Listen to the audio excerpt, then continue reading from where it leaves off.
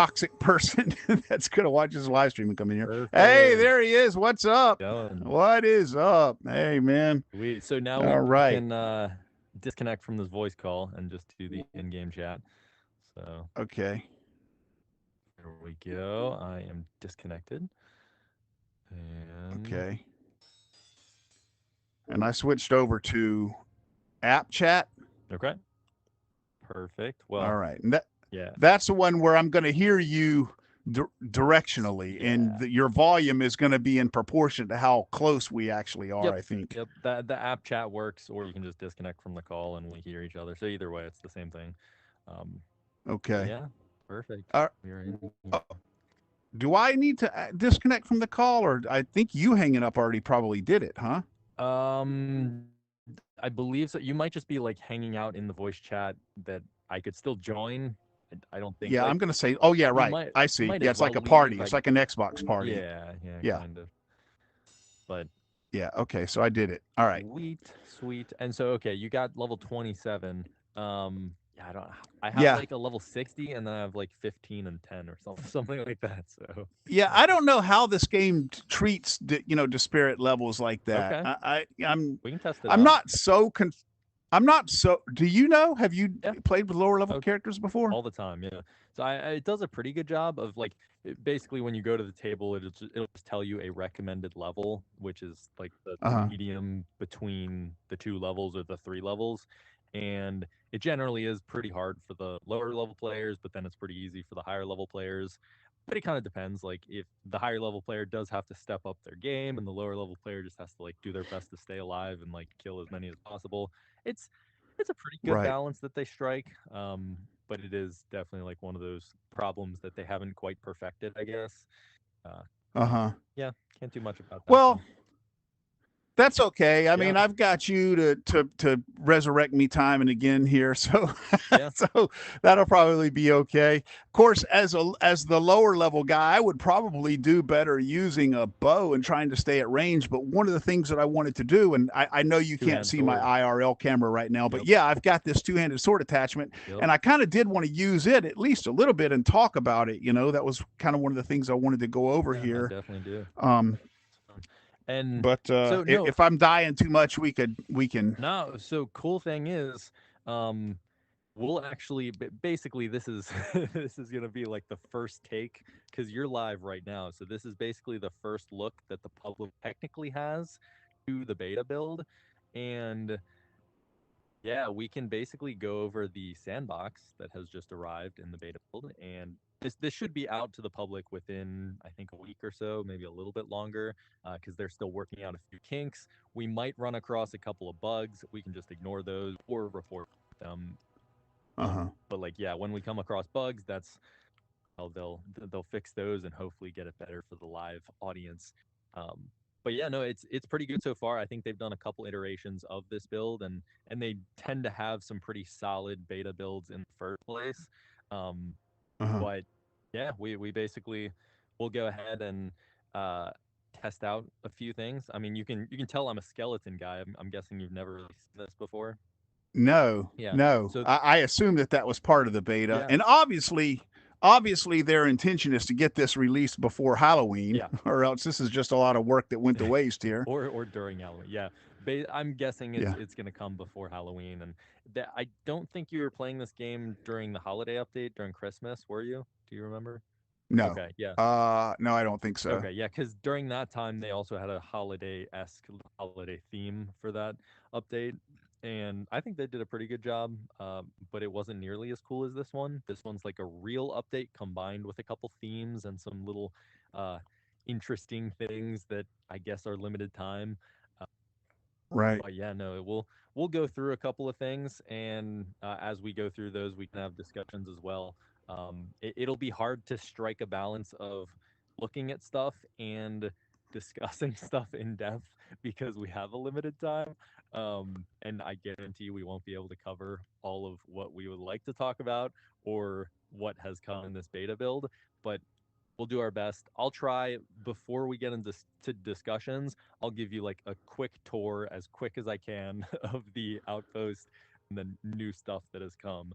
And then Let's do it because yeah, I think that's one of the things that that our viewers would really be interested in as a sneak peek at this beta. I So agree. that's some good meaty content there. So let's do it. Yeah, cool. So first things first, I'm gonna go into my room and turn off haste so that I'm not like sprinting around far ahead of you all the time. So let's turn on decrease fall damage. Sweet. And I think everything else looks fine and dandy.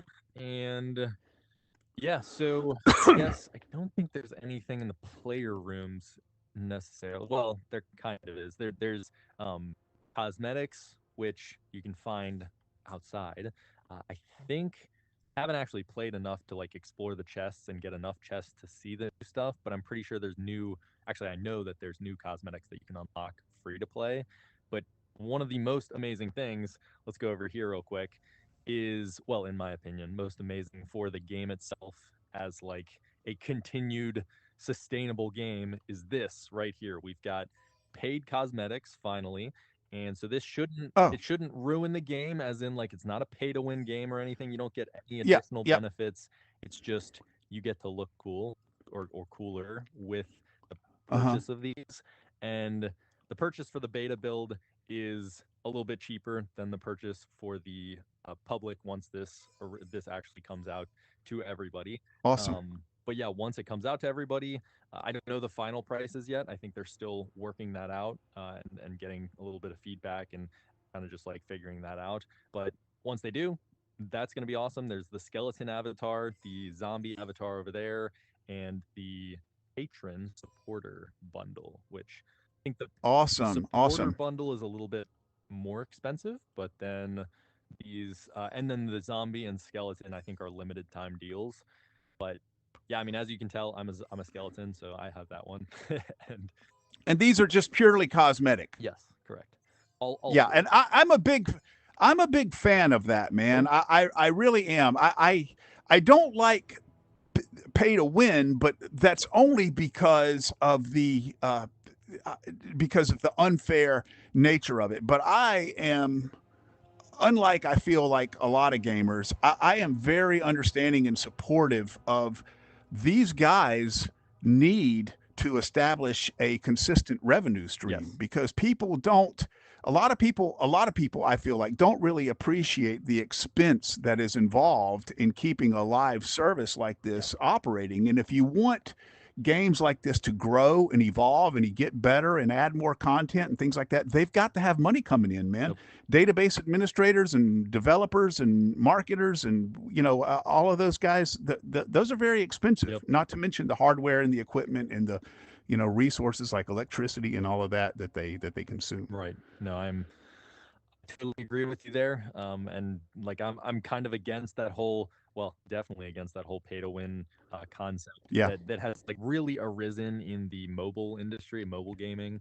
yep. And that yeah, Destroyed it in my view. me too, me too. And I mean, they still did pretty well with like PC. That most of the PC industry is kind of just you pay it one time and you don't have to worry about stuff, or it's just free to play and cosmetics handle all of the financials there. But yeah, I think the way that they're doing it is awesome. They earn money from the game. This game is definitely worth what it costs. Plus, they can earn a little bit more for the people that really do truly love the game, want to support the developers and help it thrive and continue to thrive.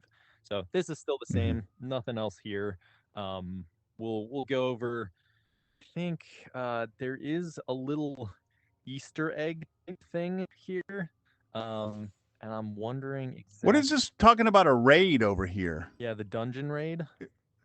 Is that like a true raid? Is that something new? No, so it's the red quest mode that we look at on the maps. So the red one's the dungeon raid, the blue one's the crystal Oh, hunt, right. so the green one's Okay. Okay. So this is not new. no, Okay. no. It was like fairly new at one point. I think they switched like the quest modes used to be in this outpost, and they added this room and some stuff.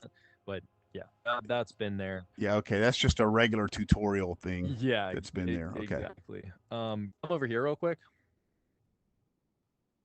I don't know if you saw where I went. Uh, Yeah. oh, I see you. so yeah, over here, go ahead and well, let's grab a little. Here, this or you're on. That's fine. Come over here. Oh yeah. They got this going. Yeah. Yeah, Okay, hold on. That's ale. exactly. I need one of these. Well, I don't know if it's ale. I don't know what that is, but it's Okay. something. Oh, look at that. Yeah. This drink. I like it. Another. Heck yeah. Woo! Toast. Oh yeah, yeah. So that's awesome. People have kind of been begging for that, and ever since it's been there, people have been curious, like, oh, when's it gonna start pouring some fluids? And Quick Yeah. Rex told me the last one of the last discussions had that like that's gonna come Yeah, soon. I saw that. I saw you guys talking about that. Yeah, I did. That's pretty awesome that it's yeah, that's a neat little thing I mean it's it's just it's flavor, yeah, you know? yeah, exactly.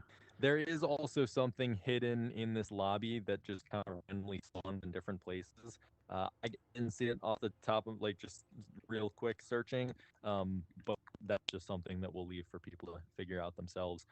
You can figure that out yourself too, because it's kind of like an Easter egg type thing. But I think that's basically it for the outpost. It is pretty cool, and again, there's a bunch of cosmetics that people can search through once that they get to it. And Uh-huh. obviously there's the skeleton, but there's so much more you can customize, and it's not just the outfit; it's like individual cosmetics you get from buying it. So it's pretty cool. Then the big thing that's not just um, the theme, the Halloween theme to this update is the sandbox arena. So that's something that has been discussed and was planning to come out, and yeah, you can see it's only in the what is this the underworld for some reason, but it doesn't even matter. Like you're able to choose different realms within it. So we just choose this. I'm gonna show you the sandbox for a little bit, and it's kind of cool. But I would like to hear your thoughts. Like, do you have any thoughts before we even get into the sandbox of like what you think about sandboxes in general being in games? Um well, my opinion is that I think they're awesome because they seem to be very popular. People in general seem to really like sandboxes. Not really one of my favorite ways to play. I'm more of a traditional gamer. I like I like a quest. I Yeah, like an objective. I like to interact with NPCs. I like to, you and uh, Silver Tongue were talking about the benefits of true cooperative yeah, gameplay, and in multiplayer games, I really like that. So sandboxes tend to be just a lot of just just exactly that. yeah. Waves of enemies, and playing around with different things like the murder simulator that is sword and Blade and sorcery. blade and sorcery. Yeah, Yeah, yeah. yeah. No, I Um, agree, and I you might have like heard that full discussion. I don't know if you got that far. The video with Silver Tongue Devil was so long, but our final discussion there was about Sandbox, and I am along the lines of like, yeah, I agree with you and Silver Tongue Devil. I'm not a huge fan of sandboxes, but I think that kind of like you mentioned, it is pretty important to have a sandbox. Uh, yes. and I think that's not just because we want to allow people to mess around and like make funny videos and stuff like that. I think it's also a fundamental way to help the game grow in a sense, and like for the community itself to kind of build the game, maybe not in the sense of you can do the cool things that developers can do, but you can mess with the already existing stuff that the developers have created, and you can create your own stuff, which the developers could get ideas and it can help them brainstorm. And maybe there are really cool things that come from Sandbox that make it into the game as more of an official feature and they add to it. And I think like particularly challenges would be really cool to see eventually from the sandbox. I think devs have kind of hinted at that, and that we might get that pretty soon. But this in itself, I'm not a huge fan of this particular sandbox and what it has come out with so far. But it is kind of interesting. Like if you want to test things, if you want to test certain enemies, or you just want to like test that longsword, you don't have to go and find the longsword just to try it out. But I do also appreciate like having a quest and an objective and like trying to get to something, building your way and working your way to get something is definitely a fun way to get play games rather than just like you have everything and kind of your choice rather than the game developers who went through and made it into a way that you can enjoy it. So Well, and not just testing from the player's perspective, but also I'm sure that the sandbox is just a treasure trove of analytical data for the yeah, developers. You know, so that's just a great way for them to do a consistent sort of um, uh, gathering of empirical data right. for them to improve the game. And then, so that's the first great benefit. And then the second great benefit is, again, back to regardless of whether I enjoy it or you enjoy it, Mm-hmm. the community at large seems to really enjoy sandboxes. So anything that players really like, you definitely want to ensure that you include that in your game to keep your player base strong, Right. because live service games need a strong player base to be successful, period. So, Exactly. Yeah. Cool. Well, I'm going to go ahead and create an encounter. You won't be able to see all of the things that I'm doing here. That's a suggestion that I made. Maybe they'll tweak it a little bit so that both players can see it, kind of like that outpost table. But you can see a few things once they start to pop up. But yeah, I'm going to create an encounter. You can see the realms changing when I choose which realm I want. Just the theme around us changes. I'm going to stick with Underworld. I personally like Underworld as the most. And then okay. difficulty, it shows us the recommended here. So it says that because, like, I guess the average of R2 levels, they recommend tier six. I'm just gonna do it one lower than Oh, tier geez. six. Yeah, actually Yeah. maybe two. I'm gonna do tier four here. Um, I Okay. think we can handle Tier that. 4 is what I play on. Okay, gotcha. Perfect. And then the weapons, we can actually make so that we have the same, or not the same weapons, but it just gives us weapons. So I'm gonna do the long swords because yeah, we want to test out long swords. Um, Sure. hazards, I actually don't even really know what that means. There's pits only, and then there's none. Oh, it actually like puts a pit in there. Do you see the pit changing over there? Where right I now it's no pit, and now it's a pit.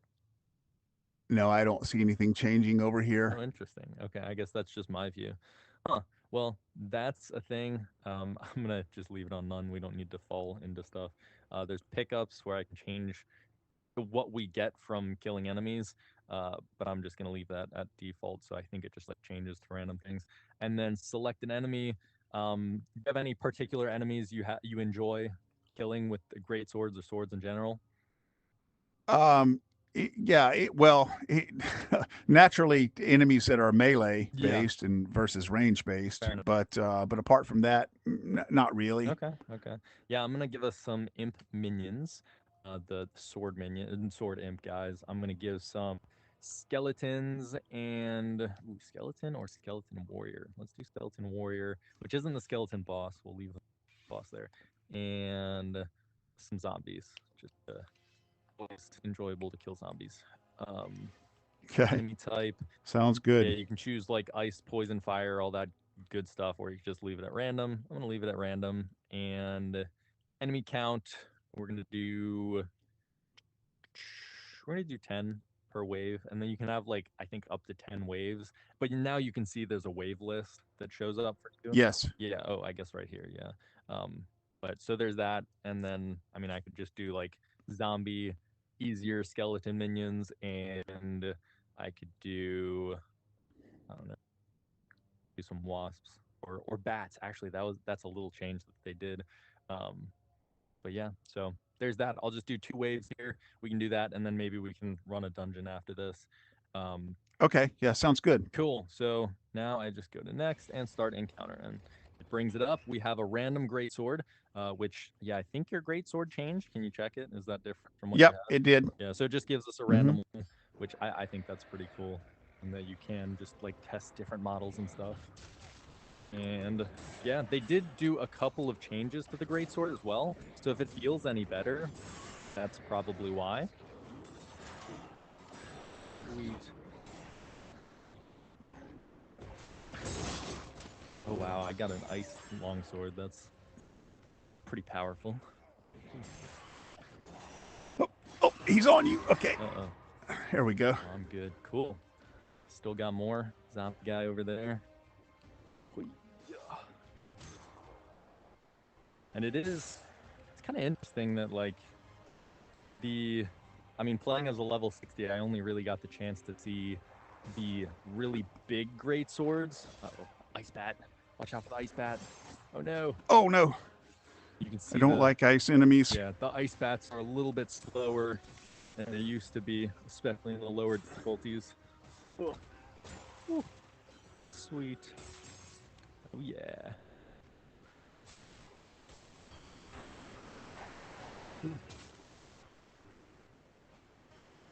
And I actually All right. Do they get progressively more powerful as the waves they do not. No. continue?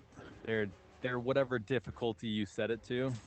I think it could be cool if you had that ability to kind of change that. But yeah, so it switched us back to our default loadouts here and teleports us back to the part here. Oh, And I can just so okay. yeah, we went through it. I actually don't even know if there's a way to tell like what wave you're on and and what you're at when you're going through the sandbox. But I mean, it's kind of cool, and the whole atmosphere out there of just the Coliseum. I think that room is just really interesting. Yeah. Um, but yeah, we won't Yeah, spend too much. it is an interesting mode. Yeah, Are there perks and rewards that are associated specifically with this mode? no, and that's one of the things that I think they have so much potential for right now. And Mhm. yeah, it's kind of just that first iteration of make the sandbox first, and then you can do a lot of things with the sandbox. So yeah, I have a feeling that many things will come out of the sandbox, like challenges, like leaderboards, and trophies, and or like trophies from the challenges, achievements from the challenges, that kind of stuff. But at the moment, Right. it's just what we got here. And still, I think this is pretty cool looking. But Hey, one of the things, before I yeah, forget, one of the things that I wanted to be sure to ask you hmm about when we did this was something that you were using and talking about when you were doing your underdogs okay, videos, and that is the third person camera. right, Okay, so you and I had a conversation in the comments one time, and I was saying that one of the things that I really loved about co-op editing a co-op game is the ability to switch camera perspectives yeah, because you can get much more dramatic shots that way. hmm And if you had a third person perspective, it would be that much better right, because eh, one of the things that I've really been focusing on my channel is working on editing in such a way to make the content yeah. much more And interesting to by the watch. You way, know, and you can go back and watch my. you do a really good job. I just wanted to cut you off and say that because and for anybody watching this, go watch his channel, go check out his channel because Cayman Wolf does an amazing job of like swapping perspectives and having his camera of himself as well within kind of like the mixed reality of the whole recording. You do a really good job with that. Wanted to mention it, Yeah. but continue Hey, I on. really appreciate No that. I problem. really appreciate that because you can see if you go, if you go to my channel, you can, from the first video, which is basically just a recording with no editing, Yeah. until my more recent videos. That's what I've really been putting a lot of focus on. And not only have I been, looking at um, ways to make gameplay videos more interesting, I've just been watching a lot of content and doing a lot of reading about just editing in general. hmm Did you know that in modern films, the average shot length is less than 2 seconds? Wow. You don't really think about that. You don't really think about that. But since I read that, I go back and I watch some popular modern films, hmm and it's true. I mean, just as you're watching it, just every time the camera cuts, every time there's a jump cut from one shot to another, Yeah. just count in your head. One Mississippi, two Mississippi, or whatever, and you'll see that those cuts are just constant. Yeah. Um, And that and in the that takes a lot of time to do, a lot of time yes, and work, and you get better at it, so it takes less time as you do it more. But that's kind of like but it's still a lot of it is work. still a lot of work, and that is why like these TV shows and stuff they do a good job, and YouTubers aren't just like taking over the world. But then there are really good Uh huh. YouTubers as well that are taking advantage of these tools that these modern TV shows and modern editors are using. And yeah, no, I agree. It's really interesting to kind of like But But when you're recording a single player Yeah, game, you don't have that ability right. to make cuts like that. And so that's why I'm very interested in the idea of that third person perspective camera, because I felt like that's something that VR has needed for a while. So Yeah, how were you doing that? Was that a function of the game. like Steam No. or of the Yeah. game? So Okay. it's something that each developer has to individually implement into their game. And I think maybe in the future there is the possibility, like I could totally see there being the possibility of a third person camera just defaulted in every game and like meta Yes. enforcing that kind of thing. However, right Or at now, least exposing an API you to allow developers to easily incorporate it. exactly. And that's kind of what they're doing with every like cool feature that's coming out, mixed reality, those kind of things. But Hmm. yeah, no, at the moment it is one of those things that it's actually with Underdog specifically, you can only do it in PC VR. You got to connect to the PC and I see. stream from it, and then basically that stream to your PC shows the third person perspective, and then obviously in the headset you're still in first person. Otherwise, it would just be janky and weird. But I think like another layer of coolness in there would be if you were able to just straight up record from your headset and you didn't have to connect to your PC, you didn't have to do PCVR. I just don't think that our headsets are quite strong enough to do that kind of processing of two different perspectives at once. And it's just a Yeah. little bit too much overhead for these standalone headsets at the moment. But yeah, if you have a Well, PC, go ahead.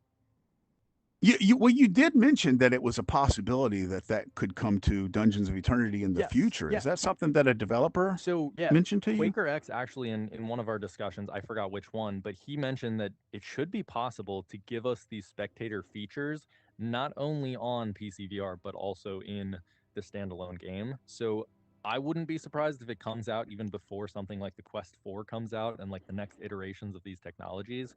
But I think that what he's probably referring to is more so of like we can see different perspectives from another device, basically. I don't think what he was referring to is just that standalone device handling two different perspectives at once.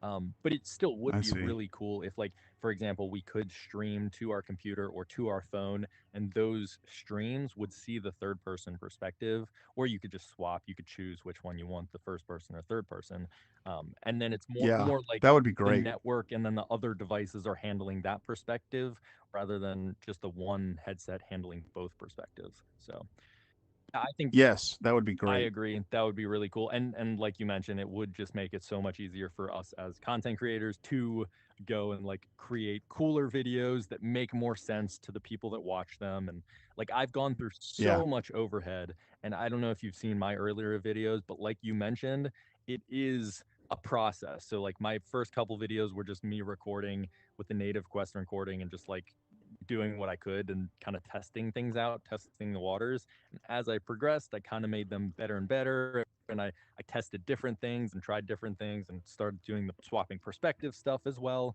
But it's just tough. It's a lot of overhead. And I think soon we won't have that much overhead. But at the moment, it's the people like us that are just willing to put up with that ton of overhead and just we're I guess we're stubborn that we really want to make this good content that's easy to understand or easy to watch, and we do it anyway. So Yeah, yeah. your content has definitely evolved over time as well. I do feel like you probably started from a position, was started with a little more experience than I did. So Potentially. but there's still definitely an evolution of your content. Burnt Pan's channel, by the way, is JJ Bonta. That's his name, and he's changed the name of his channel from Burnt Pan to JJ Bonta. So you should check his channel out. Particularly, I believe you've branched into some more different types of games now, haven't you? Yeah, like you mentioned, Underdogs. But I just made a Racket NX video. I've made a Masters of Light video, but it's more just like first impressions of those games, and I still focus on Dungeons of Eternity as like because I really do love this game. So I want to create yes, as much content as possible, especially because kind of one of the big reasons I created this channel was I wasn't seeing anyone else doing it. Like Silver Tongue Devil had his tips and tricks. A lot of people had first impressions, but nobody really went in depth. And this game really deserves an in depth take in that a lot of people will just try it out and not realize that there is so much more that they can find out, they can explore, and the potential of it is what really catches me.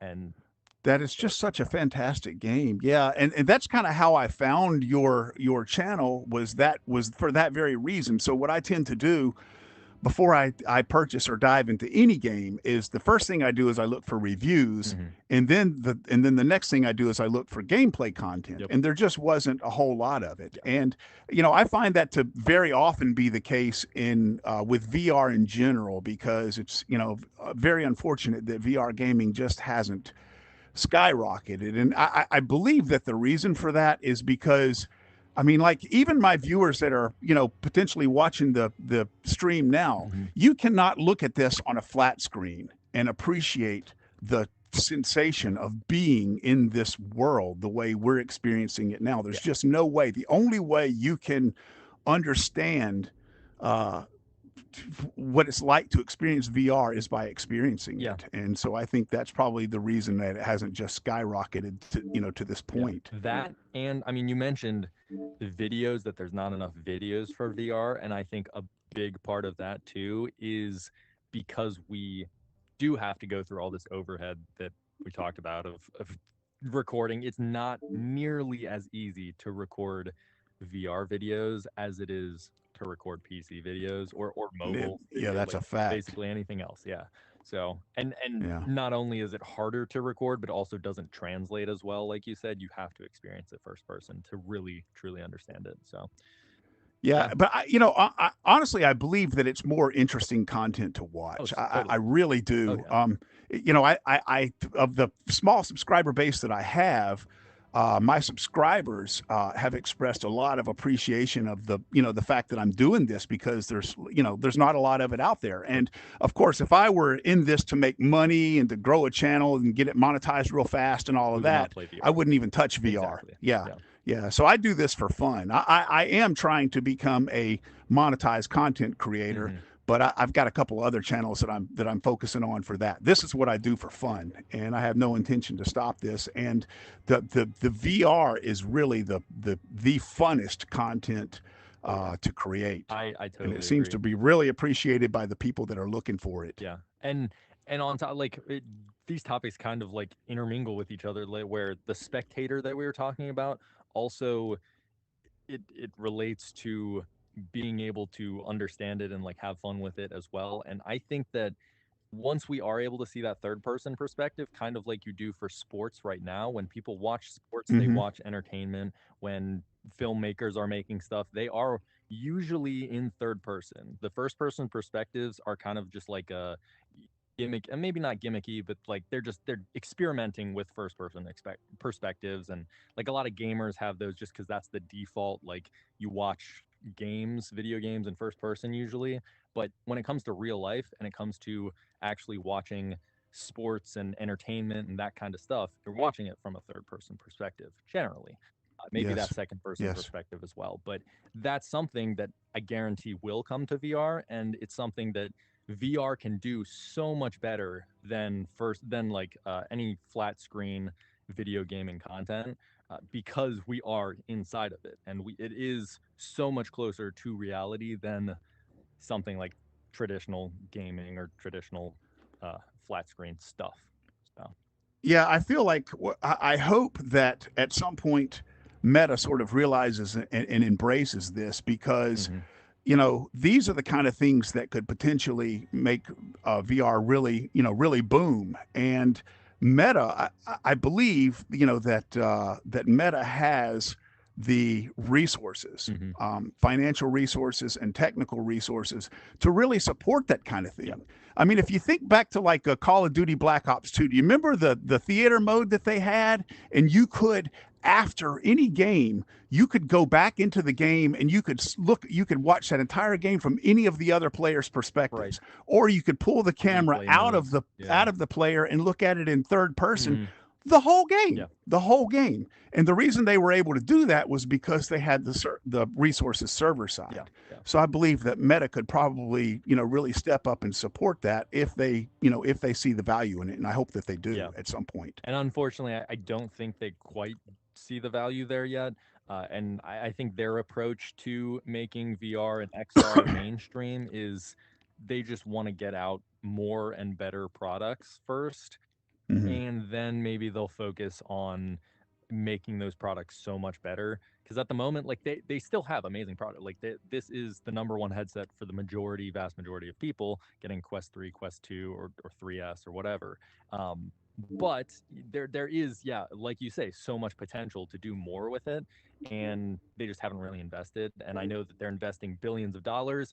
A lot of the money that they're getting from Reality Labs, which is this Quest stuff, they are putting into these XR glasses, the Orion glasses they just announced, and all of that other Yeah. stuff. And they're trying to make it mainstream. They're trying to make this whole XR concept mainstream, which should help both VR and AR and whatever else.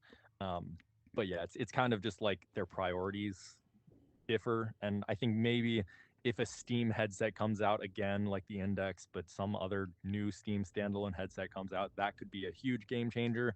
But yeah, it's kind of just like a waiting game for us, and we're doing the best that we can to kind of promote Yeah. this amazing medium that we have at the moment. But yeah, Yeah. yeah, Yeah.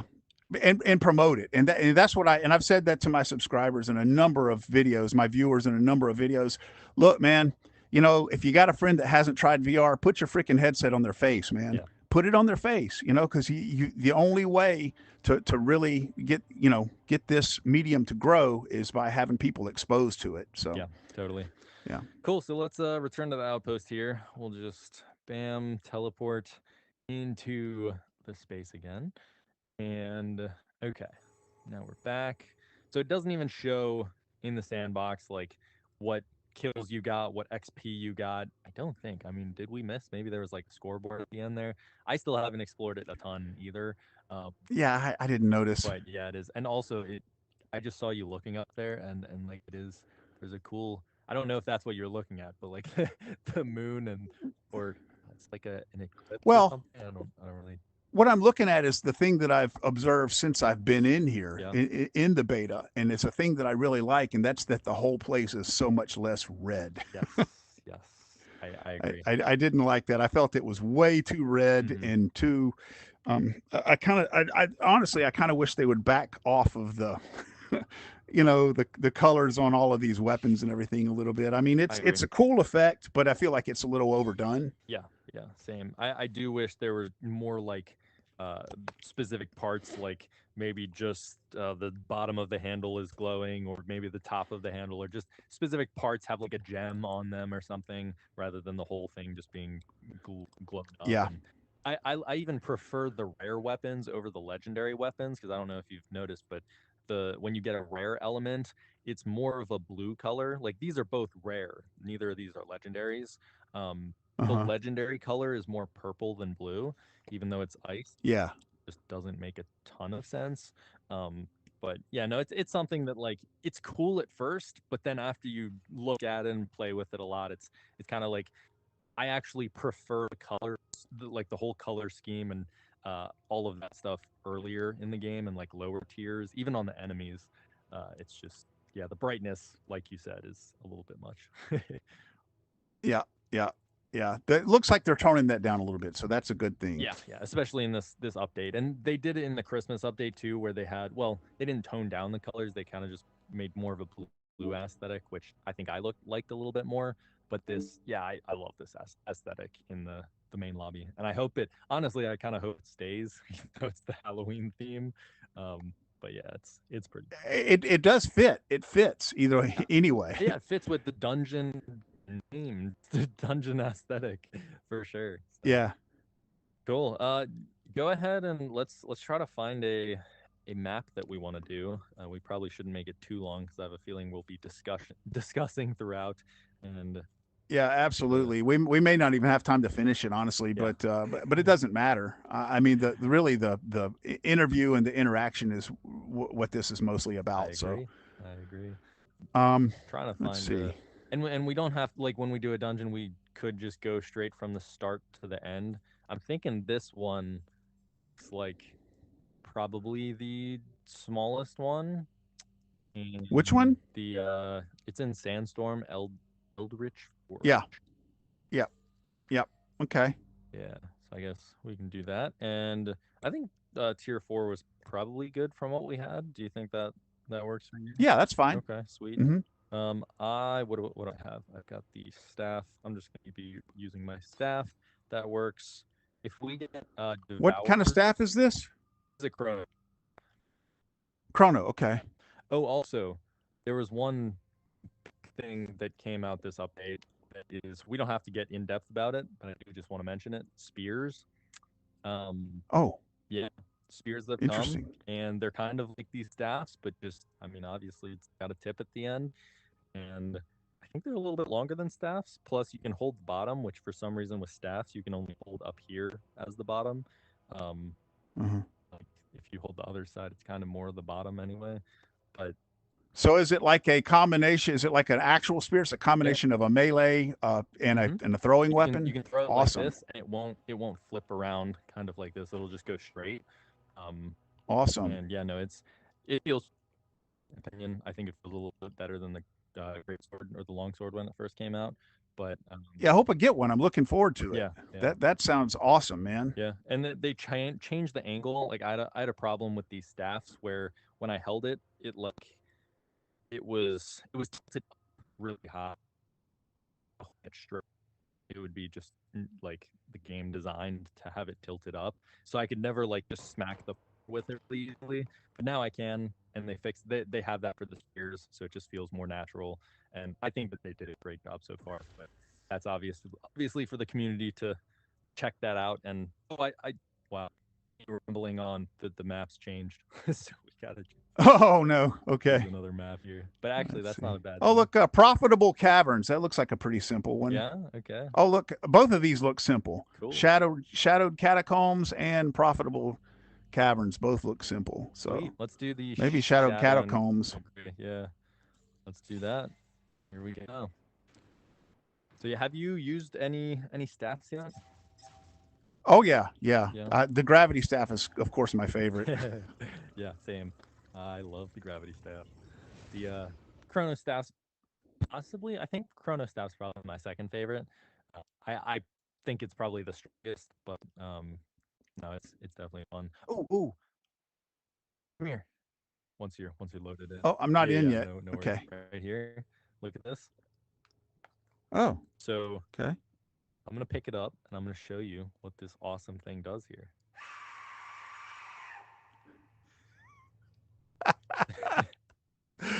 It's pretty cool. Uh, But yeah, no, that's something where like if you find it randomly throughout the dungeon, you can just like and yeah, it's just putting it to your mouth and it does that.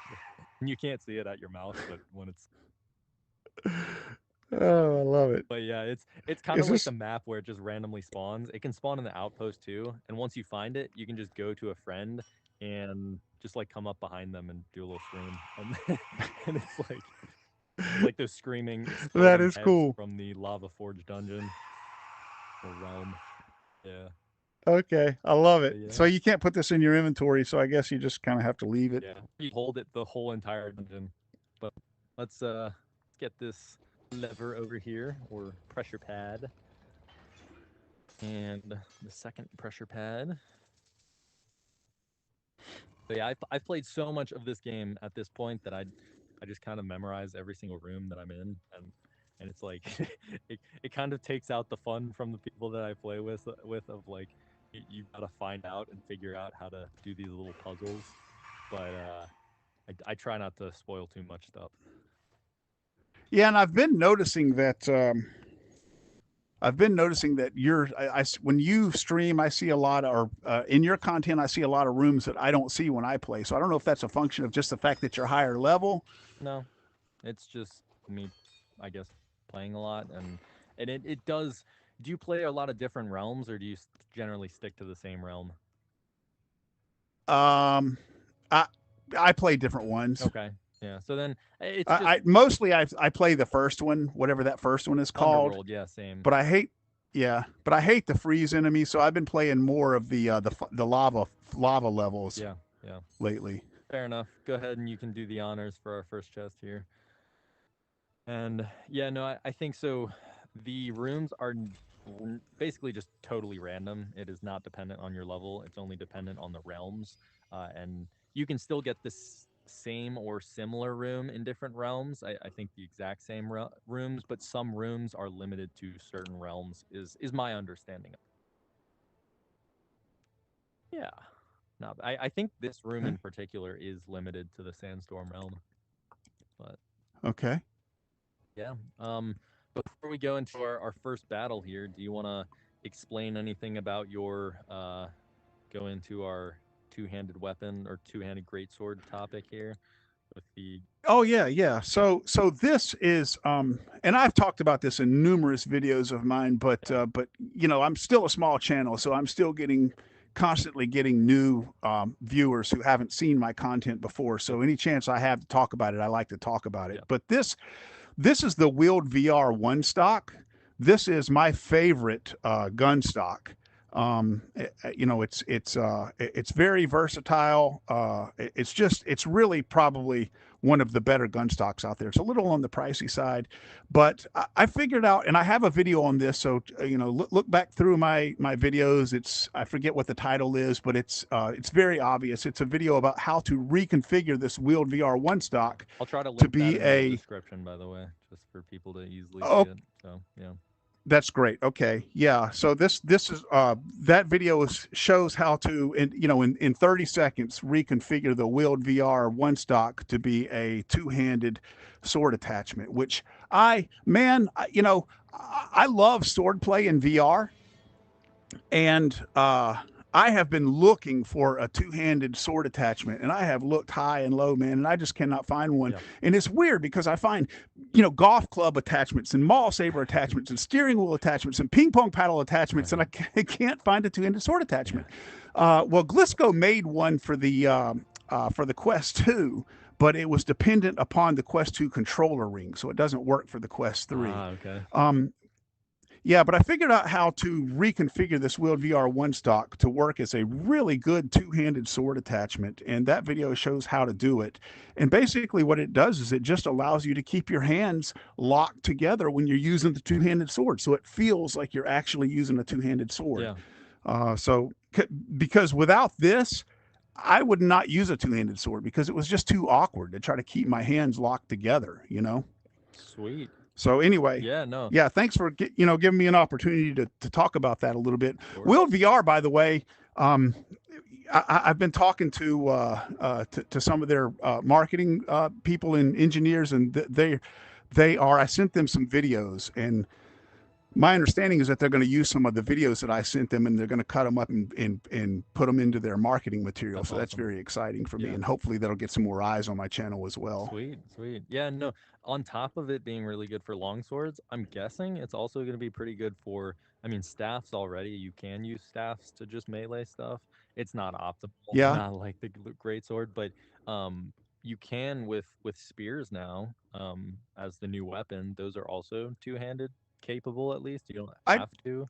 Um, but yeah, I feel like Yeah, I that. think it will be great for those Okay. because one of the advantages of this is it's really easy to. I know you can't see what I'm doing here, Well, I mean, but on the live yeah, stream they can. yeah. For But the people that are listening to this or seeing it on my channel, go to Cayman Wolf's channel and or Decrepit Gamer, and you can see what that is. I might even actually like when I clip this video, I might even have like our two views, kind of like I did with yeah, Silver yeah, Shadow. But yeah, yeah, and you could probably zoom in on because I've got an IRL camera, so you can probably zoom in on me doing yeah, this. But the Wield VR is very conducive to. It's got a little latch right here that you can just unlatch toollessly mm-hmm. and change the space between your hands by sliding this bar out like this. Sweet, And you can leave it like that so you can dynamically change the space between your hands, or you can just lock it back down. So depending on what kind of weapon you have, you can make that configuration change in just a matter of seconds. that's awesome. Yeah.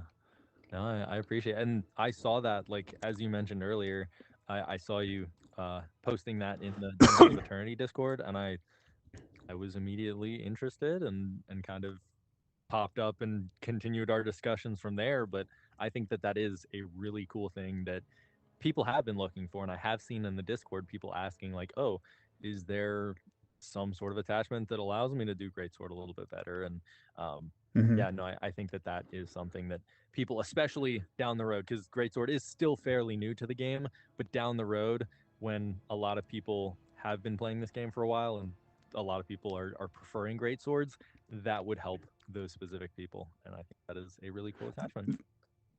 The only drawback to this in its current configuration Mm, is you have to, your bottom hand, your offhand has to be at a little bit of an angle because of mm, the way, just because of the way that it's designed.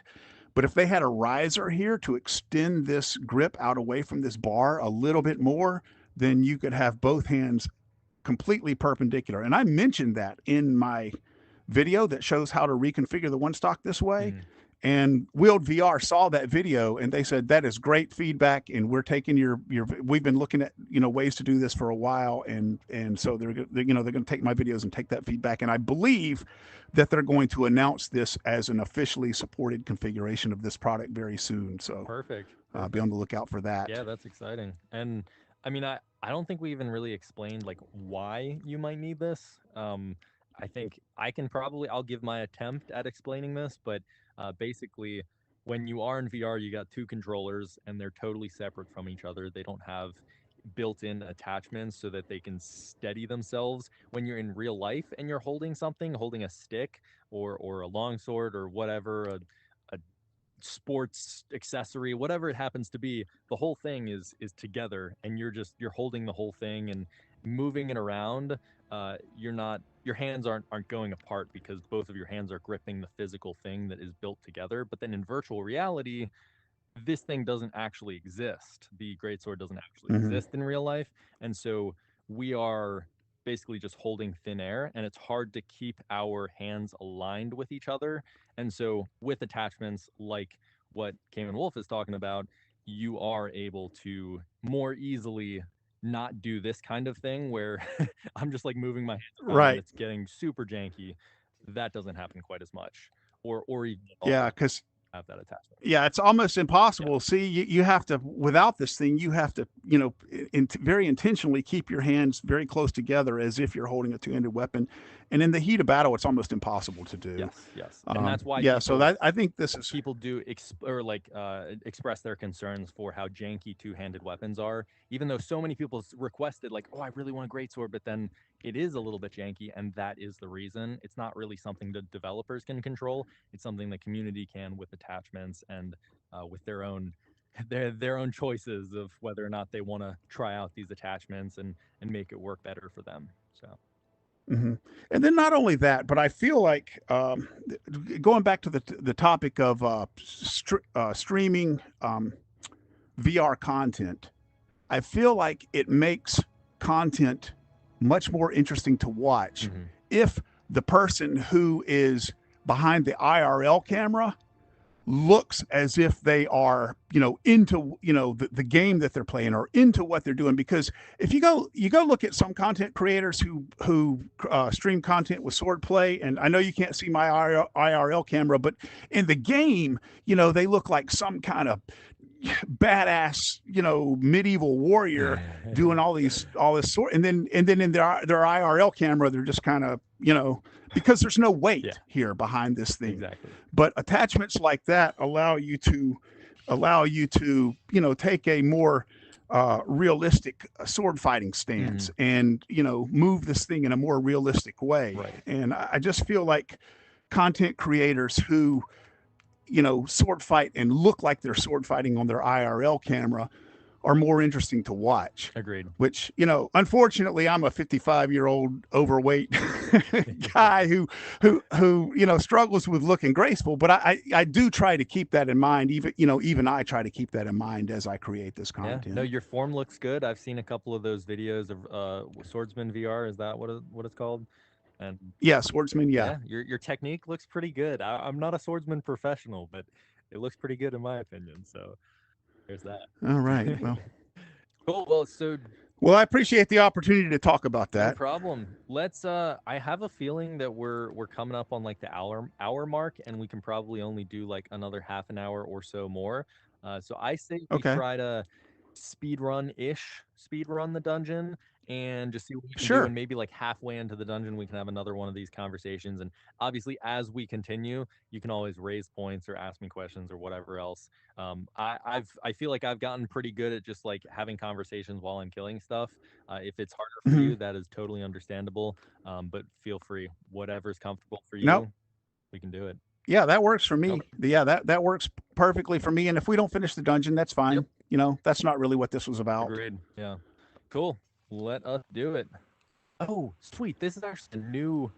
This is a new dungeon or new room. This is awesome. Ooh, man. Yeah, Sandstorm is rough with all these ice enemies. Oh man. Damn. I'm really struggling to hit that guy. All right. Oh man, this is an awesome room. I love it.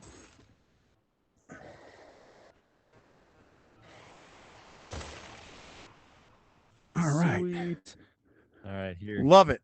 Love it. Let's get this chest over here real quick.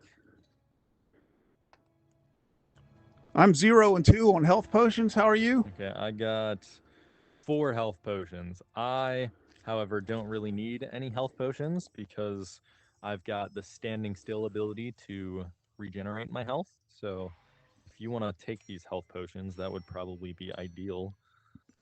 Okay. Well, mine comes back too pretty quickly. I maxed Okay. that perk out. Oh, yeah, vitality. But Okay, perfect. Yeah, so we should yeah. be good.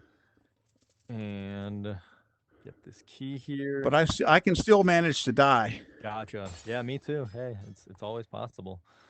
Okay, so yeah, this staircase is so cool.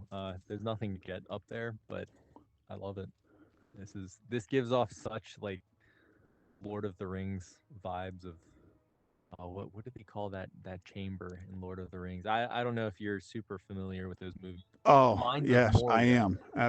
Oh, yeah. Yeah. Yeah. The Mines of Yeah, Moria. they had like one specific room. I don't know if you saw the quirks, like specifically mentioned that room was like directly based off of Mines of Moria. I'm thinking this is kind of a similar aesthetic as well. But Interesting. sweet. Very interesting. And then this. Yeah, I'm a big Lord of the Rings fan. Cool. Yeah, I am as well. But I've seen those movies more times than I'm sure is healthy. That's awesome. And I've read the books numerous times as well. Okay, sweet. Yeah, I feel like I've read a couple books, but I definitely watched the movies. And I think I was a little. Oh, I Uh-oh. died. I Oh died. no! All right, I just got to be careful not to get hit by any ice enemies. If you see an ice enemy around me, let me know. Should be good though. With zombies. Uh-oh. And voila.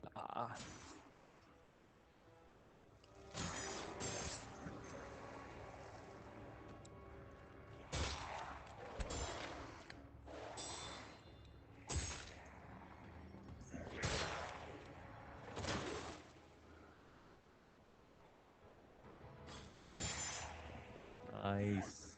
All right. Yeah, your movement and your swings really do look more realistic than most Dungeons of Eternity greatsword users. Yeah, I like that's one of the very few, I guess, complaints that I have about this game that I wish was a little bit better. And I believe you were involved in the discussion on Discord about it too. And that's that it seems like the most effective and the default way to fight in this game is to just kind of constantly move back and forth, you know, move back out of the way of the swing and then No parrying. charge back in. And Yeah. if you were a little bit slower, you know, and the game forced you to kind of stand toe to toe and, you know, block and parry and riposte and things like that, the combat would probably be more interesting to watch. Yeah. And so when I stream this content, I fight in a way that's probably less efficient, but I feel like it's probably more interesting to watch. I agree. Yeah. Because I appreciate you doing that because I don't really. I tend to just like do that. Well, it's hard to force yourself to do that, Yeah, you know? I mean, it really is. Especially when it's not like something that you're forced to do in the game.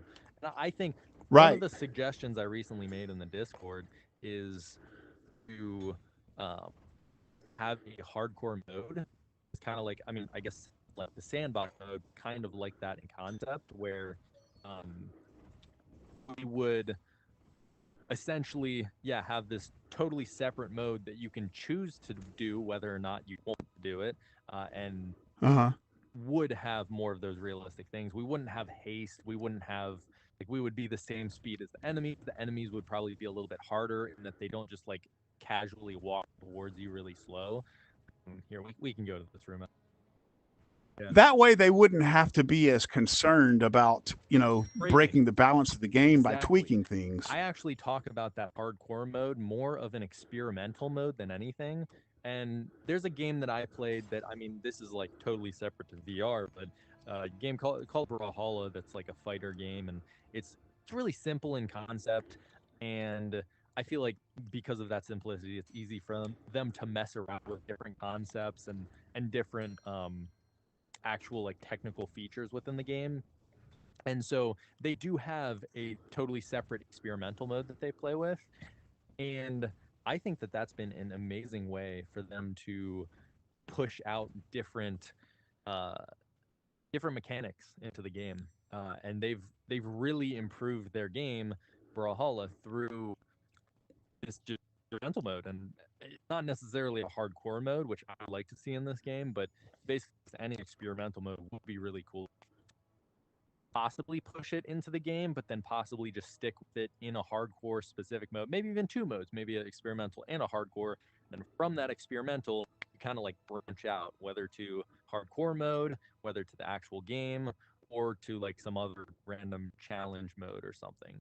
Um, but Yeah. there's so Yeah. much potential with this game to make it more than just one mode and one thing, but rather like a whole game, kind of like these MMOs out there, and maybe not massive, but um, see potential for that, and I see potential for making similar Yeah, things. and I think that's a great idea because a lot of people don't realize. See, I come from a software development Okay. background, and a lot of people don't realize that even when they suggest making these tiny little changes, why don't you just do this?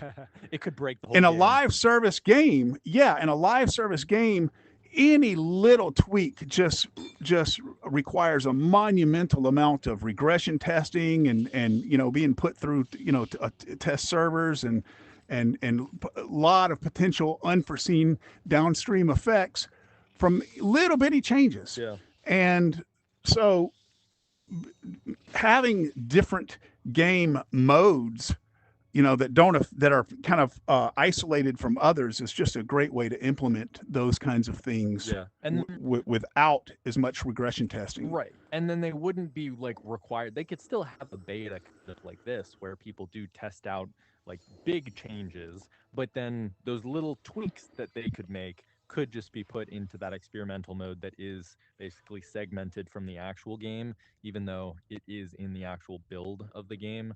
And yeah, no, I think that that could be really awesome. Um, and I don't know how practical that is. Again, I am not like you, a software development guy with a background in software development, but I like to believe that I have some sort of knowledge in that space.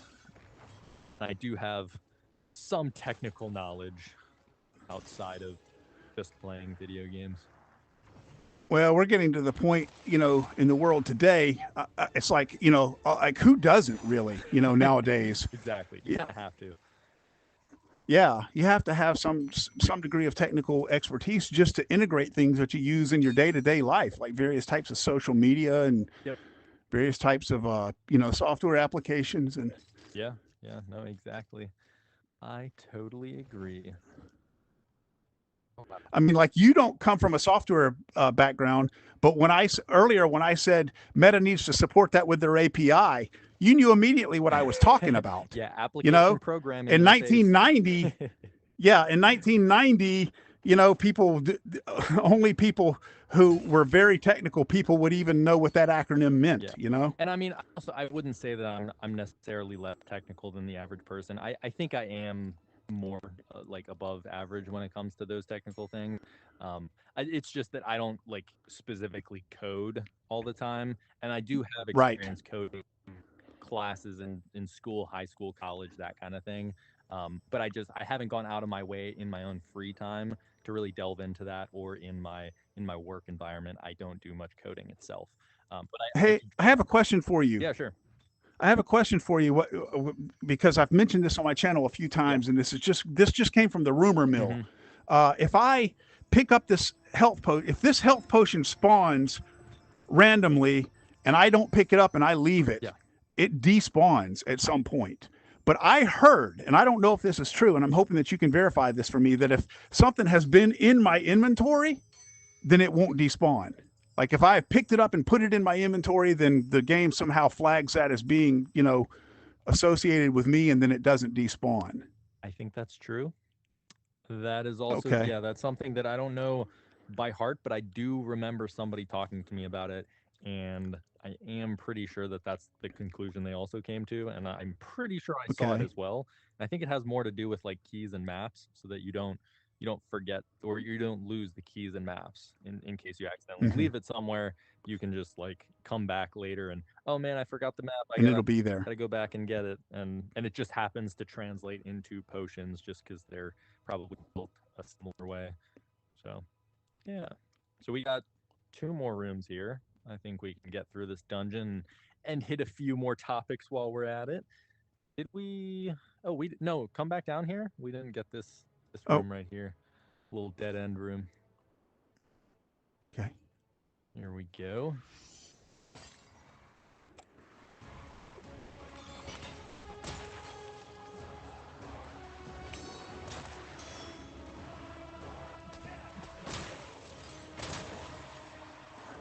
Yeah. What do you think of uh in fights? Oh shoot. Oh, Way. Oh no. Sweet. Okay. What do you think about in these fights if when we're meleeing enemies, if we weren't able to back off from the fights, like if it kind of locked us there, that's like I don't know. I feel like that seems like a really janky idea, but the concept of just not just like being forced to stay in the fight sounds like and it block could and parry. Oh, yeah, I died block and again. parry. Damn, I'm sorry, No, man. you're good. You're good. Do not have a resurrect. That's okay. I do have invisibility potions. I could just use those if more things spawn. Oh no, we're good. Okay. But yeah, no, I feel like when I'm talking about that out loud, I think it would probably be a better idea to like better refine the melee in this game, and I guess maybe not make it more like Swordsman VR, but I mean potentially have some of those Yeah. elements where like I think one of the big things is when you walk into an enemy, I'm pretty sure even if you don't walk into their blade or their weapon itself, you still get hurt from their like arms just touching you and stuff like that. Uh huh. I feel like if they took that away, or they made it so that these weapons don't just like the tip of a weapon doesn't do as much damage as an actual swing of a weapon, I feel like that could be really Yeah, because helpful. countless times I will actually block Hmm. an enemy's Yeah, attack, and somehow some pixel touched me yeah, somewhere, and it gives them credit for hitting me. So it could use a little tweaking. yeah. But I'm pretty pleased with the combat Me too. overall. But the idea of it locking you when you get into a fight, man, that would be awesome. I don't think that it would be possible really to implement that Yeah, without just a drastic change to just a drastic overall yeah. change to Or the I combat. mean, But that would be awesome. maybe that could be one of those hardcore or experimental features where like when you get Yeah. locked in, and not that you can't move, you just can't use your joystick. So you can still use like if you have a space, you can still back up one step or move forward one step, and you can kind of use like those real life mechanics of kind of spacing yourself with a little bit of distance, or like kind of getting a little bit closer but backing off just a little bit. That could be really cool, but I also don't know how technically easy that is. Probably very hard to really Well, refine that. I think what it should do is just slow you down Yeah, to where when you move around with your joystick, you don't just fly around the map like like you normally do, but you move it maybe a quarter of the speed or something like that. It will automatically put you in Because walk mode or something, or even slow down yeah, walk mode. Yeah. because yes, because that would like if you engage someone in combat with a sword, you don't, you're not just standing, the way you would stand if you were walking or running. No. You're going to spread your, feet a little further than shoulder Fighting width stance. apart. You're going to, get down a little bit into a fighting stance. So you've got a lower center of gravity, and that is very conducive to moving quickly, very short distances to to dodge and things like that, and repositioning yourself in combat. But it is not conducive to just hauling ass and moving at full speed. Yeah. So if they could do something within the game to simulate that, I like that. I think that would be. Yeah, if I think that would be every time you enter the room, basically every time that music starts playing in like a hardcore or experimental mode, maybe it could graduate to the actual game. But I think if when music is playing, they just have it so that you you slow down and you aren't able to just sprint around the room with haste or even without haste. Like you're kind of locked into that position. Or it could be like how far you are from an enemy if there's an enemy a certain distance from you. Because I know there's pretty large rooms that you do want to just be able to get across the room to get to the next enemy. But yeah, no, I think that could be pretty cool. There's potential in that idea. But Yeah, yeah. It's maybe for version 2 or something. Maybe for Dungeons of Eternity 2 or something. I just feel like it would be too big of a combat overhaul. Yeah. I'm pretty happy with the combat. All all in all. Yeah, yeah. It's a little arcadey, but that's okay. Yeah. Um, They can't do of course. Dungeons of Eternity 2 because it's eternity for a reason. It's gonna continue to evolve. Well, that's true. Yeah, we'll see. That is true. Might not be the case. Who knows? And I would like to see that. I would like to see games like this and games like Zero Caliber, really continue to live on like like Call of Duty that's been around for 15 years. Yeah, exactly. No, I really do think this game has potential to like so much staying power when it comes to how much people enjoy this game, and just like the mechanics in this game are amazing. And If the company, yeah, if Othergate continues to grow and has the financial resources to to really expand upon it, it's got great potential. Yeah, and I think they took that first step with the in-app purchases of like growing financially. Like of course they still have a game that you have to buy, so they probably have some funds behind them already. But yeah, the more cosmetics they're able to pull out and bring to the game, more cosmetics, DLCs, in-app purchases, that could be pretty helpful for them. And I pretty sure they want to stay as a fairly small team base. So yeah, I don't know how practical it would be to really expand their team, or how they'd feel about that. Of course, Well, it just I think they've got the right idea. It doesn't need to be large. You don't want to be a large lumbering corporate entity, Right. because that in and of itself tends to slow down progress. What they need to be is a small, nimble, but extremely talented and forward-thinking group, and I think that's what they are. Yeah, no, I agree. I totally agree. But all right, let's get into the dungeons. Have you so when you start these probes, do you usually hold down A or use your hand to scan? It depends on if I'm creating content or not. I like to, I think it looks cooler to use your hand. Yeah. But it's not super practical. It's more convenient to just press A. Exactly. Yeah. And for a while it was actually broken, so you couldn't hold down the you couldn't just put your hand there and scan your hand. But I do like that they fixed that, because it makes more sense in VR to scan your hand. But then it is more practical for people that play more to be able to hold down A. And more convenient to start the match in the room.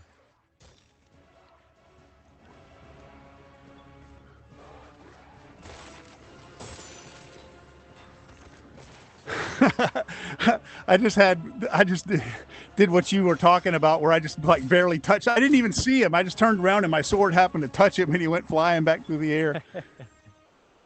Sweet. Yeah, and I think the arcadiness of the combat isn't always a bad thing. Like we're talking about this hardcore mode and like making the fight a little bit more realistic, but I do think that there is some merit to having these arcadey elements and it not Definitely. being super realistic. So, yeah, definitely.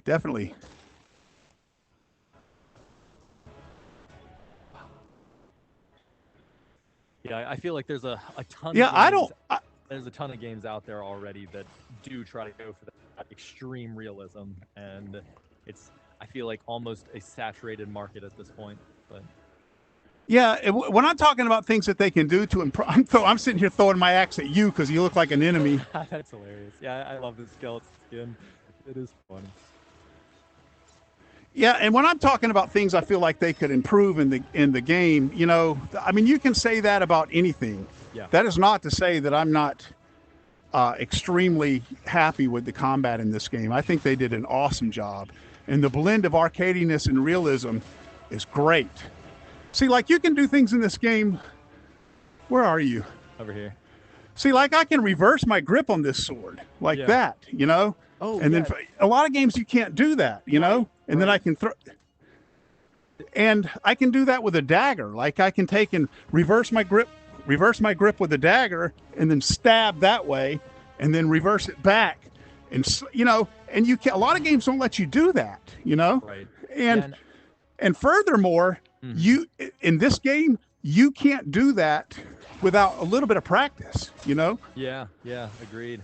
And they're actually the longsword, you used to not be able to do reverse grip, but in this beta build, this is the first time we're able to. So I don't know if you realized that or got the chance to really test it out, but yeah, it's something that we look at that, man. And I can we can finally like stab I love enemies on the ground a lot easier. Also, have you I forgot what I was gonna say. That's okay. But yeah, no, I do think that addition there is pretty cool. And they do care about those little tweaks. I think that like enough people had complained about the greatsword. That was one of the complaints that like made sense for them to fix. Is just that reverse grip there. So. Yeah, no, I think it's just a great game overall, man. I mean, there really is not a lot to complain about here. Yeah. I mean, you can always improve. Yeah. And so any of my comments about what can be improved is never me saying, well, this sucks. You know, it's just all meant to be constructive criticism. Right. No, and I do like I've gotten to the point where in these discussions a lot of it is constructive criticism and like what we see as the potential for Dungeons of Eternity. But I mean the basis of my channel and the basis of my original videos were this game is so amazing, and I just went over like countless things that this game has that other games don't, and what is special about this game. And we could endlessly go on about what we love about the game. And I feel like at this point, I do at some times go down a rabbit hole of they could do this, they could do that, they could do all of these things, but then I kind of forget that they're already doing so many amazing things with this game. And yeah, it's a balance, I think, to have a healthy balance of the criticism and what we love about the game already. So. Well, here's a good analogy for you. Yeah. And let me preface this by saying that, you know, again, I'm 55 years old. You know, I've been gaming for a long time. I think it's funny when I go on like social media sites and they have a picture of PlayStation 2 and talk about how old you are if this is your first system. Dude, my first gaming console was Pong, you know, back in the 1970s. And so I've seen this hobby evolve over a very long period of time. So in my mind, where we are in VR with games like this right now are where I kind of feel like Doom and Doom 2 were. And let me explain that a little bit. Okay. I remember when I first played Doom 2, how amazing I thought it was. And after playing it for a while and starting to get a little bit bored, you know, with the tediousness of the repetitive gameplay, I started thinking, man, this would be great if there were like an RPG or something that had this. You have to remember, the first person perspective games were not common back when that game was Yeah. released. There was only like Castle Wolfenstein, and basically that was it. Right. And so I'm thinking to myself, it would be great if they could take this framework and expand upon it and make it into a much more robust, full on game using exactly the same Yeah. mechanics. And that's kind of where I feel like Dungeons of Eternity is. I mean, it is a great framework, a great foundation, and they could take this and add so many like RPG elements and so many like massive multiplayer game elements and Hmm. whatnot, and still use the same combat mechanics, the same graphic style, the same engine basically, Yeah. and just build upon it. And that's kind of where I feel that this game and other games are in VR right now. We're just at the point where when VR first started getting popular, it was mostly just tech demos. It was mostly just like, look at the potential of this platform. Right. Now it's like, here are some solid games in this platform, but they're fundamental games. Yeah. And they have a lot of room for growth and development. That's kind of where I feel like we are with VR right now. I totally agree. Yeah. Me in my 20s, I mean, I don't exactly relate to what you have there with Doom and Castle, what Wolfenstein or whatever that was. But Yeah. I have heard of those games. I have like kind of learned about them, and some of the old ones I have even played.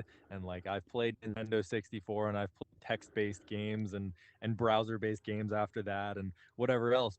Mhm. But yeah, no, I totally get that, like you seeing the evolution, and a lot of these older people who have actually seen that evolution, it's probably even more amazing to them. Some people it's scary, but people like you, it is really cool, and I'm in the bandwagon of when technology gets better. I tend to see it as something that is really cool rather than scary. And of course, there are people that should be warning and like be skeptical and like look at these things in depth and make sure we're not getting overthrown by AI and whatnot. But I think the technology that we're getting right now has so much positive potential, and in the gaming space, especially, just because I'm a gamer and I see you're a gamer, like we we like these things. We like having fun and not just like being stuck in real life of just like work this 9 to 5 job and do this specific thing, make money and live your life that way. You can also have hobbies outside of it, and that's not even really like a thing I really got into, but just VR gaming as a hobby, I think is kind of what I'm getting at here. Is it's cool. Well, I, Technology I is think getting gaming in done, and yeah, yeah, I think gaming in general has become mainstream entertainment, and agreed. really that was kind of the theme of my channel when I first started. It was the fact that I wanted a channel that targeted an older demographic like myself, I because like it. Yeah. we're definitely out there, because Mhm. the thing about this hobby is, like I said, my first system was Pong in 1975, and as I've gotten older and matured, this hobby and these technologies have right along with me. Yeah. And so you never get tired of it, because Mhm. just about the time that you do, some other kind of great evolution of the hobby comes along. And Right. so there are a lot of us out there. But what I've found, and I found this to be interesting as I was thinking through it before we started this interview. Um, what I found is that theme, that idea for that channel, for my channel, doesn't really play out the way that I was kind of imagining it. And the reason that it doesn't is because there's not a lot of content that, I mean, there's not older gamers and younger gamers. We're all just gamers. Yeah. And there's not a whole lot out there to differentiate, gameplay or a game as being something that would be of, particular interest to one age group and not the other. Yeah. It's just a hobby that just kind of brings all types of people Yeah. together. And so I when do. I look at my demographics on YouTube, I mean, it's across the board. Right. Right. Yeah. No, I agree, and I see my audience, see that there are multiple age groups that I've got, and I don't people like look on their ages about when they YouTube. Maybe I have different numbers than it's showing me. But yeah, I see a spread from, I don't know, I don't think it shows whether people are under 18, but I'm sure I have some under 18 audience, and then people that are closer to their 20s, people that are in their 30s, 40s, and even past that. I think it is just cool that, yeah, it something gaming kind of brings to spend gamers together, and it is kind of sad that a lot of people are out and like here, even though gaming is more mainstream these days, there is also the narrative of gaming is a waste of time, and a lot of people as they grow, which I totally disagree with, and I'm sure you do too. But Yeah. as they grow up, they feel like, oh, I got to support my family, I got to do this, got to do that, pay for this, all of this stuff, all of these excuses, and some are very valid. I understand those situations, but I also believe that yes, you can always be gaming. And my friends that are like transitioning into adults, even though we've been adults for a while now, um, some of them where I've totally noticed they aren't gaming nearly as much. I don't game as well. I am a good still. I don't game as much as I used to because I just don't quite have that much time. I put it in my schedule. I make sure I game. It is important to me. It's really fun, and it's kind of like a stress reliever and just something to really enjoy. And yeah, no, I think that you're totally right that it is pretty mainstream, but then there's also like the skeptic out there.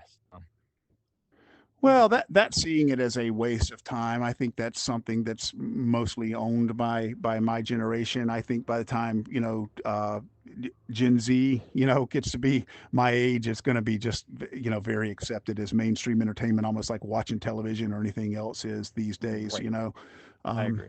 Yeah, and so games are yeah, becoming I more think that's just because. realistic and kind of Mhm. like integrated. Maybe not even realistic, but kind of integrated into people's daily life anyway. So yeah, Well, not only that, but like the world of psychology has kind of seen the potential of I mean you've heard this term gamification yeah, as a way to train employees and managers and yes, workforces and things yes, like that. It's it's I think that stigma comes from the fact that when the hobby first started, it was just a very simple hobby that was mostly of interest to kids, hmm and at that time I was a kid. yeah, And so my generation kind of still sees it as a lot of people in my generation still have that stigma that says, oh, gaming, that means kids. And if you're an adult and you're doing that, then you're wasting your time. yeah. So I've I heard think that. that'll die off. Yeah, I've heard that gaming was targeted more so for adults when it was initially coming out, and of course I didn't live this time, but when then some of the older games were coming out, I heard that they were yeah just not really targeted at kids, and then once they started to be targeted at kids, because I'm pretty sure it failed with adults, that's when it really took off, and the stigma kind of got built. But yeah, I think that really is changing as the younger generation has become older, and like you mentioned, it's kind of just something that's becoming normalized. And even like VR is a great example of a lot of kids are in VR, I would say more so than adults. And especially like once the standalone headsets came out and their parents were able to buy it for them and they were just able to easily hop on. And I just having a younger generation growing up with VR and understanding the potentials of it and really enjoying it, that's just going to normalize it as we get older and as time goes by. Yeah. But it is really Yeah. cool, and I do think that anybody can enjoy VR. They don't have to be young. But yeah, no, it's Oh, and there's so many different ways to enjoy VR. yeah, not That just Dungeons of it Eternity. Yeah, not just Dungeons of Eternity, believe it or surprisingly, not. yeah. Yeah. But Like I love that game Demio. I don't know if you've ever played yep, that. yep. I know you and I think Quaker or you and I've definitely mentioned it uh in a few videos. Yeah, yeah. but I actually haven't played much at all. I think I might have done a trial at some point, but I really I've been trying to get like a specific friend to try it out with me, and it's just it's tough. It's tough. It's hard to convince people to get into VR sometimes, even when It they really do. is. Yeah, just like convincing them to both get a headset and then also buy a game for it. It's just more difficult than it should be. I Yeah, I have a cousin that I have played Call of Duty with for years and years and years. I mean, since, the Black Ops Yeah. days, early Black Ops days, and I have been trying to get him to play Zero Caliber with me, and I just can't do it. He's always like, "Yeah, we'll have to do that. We'll do that sometime," and it just never happens. Yeah. And I just continue on making Zero Caliber content. Yep. But I know if he picked it up and tried it, he would love it. Exactly. Just can't get him to do it. Yeah. Yeah. I totally get that. But yeah, I think we should probably wrap up because my headset will probably crash at some point with the full storage. But it was great having you on. I'm so happy we were able to do this, and I mean, I guess you have me on as well, so we're both this is perfect. Um, but yeah, no, it was fun. We can definitely do this another time. And yeah, do you have anything you wanna end with or mention? Well, I want to mention to my viewers or any potential viewers, the chat is not working in here. I'm having some issues with that, and so I'm not able to see your chat. So I don't know if anybody's actually watching the stream or not.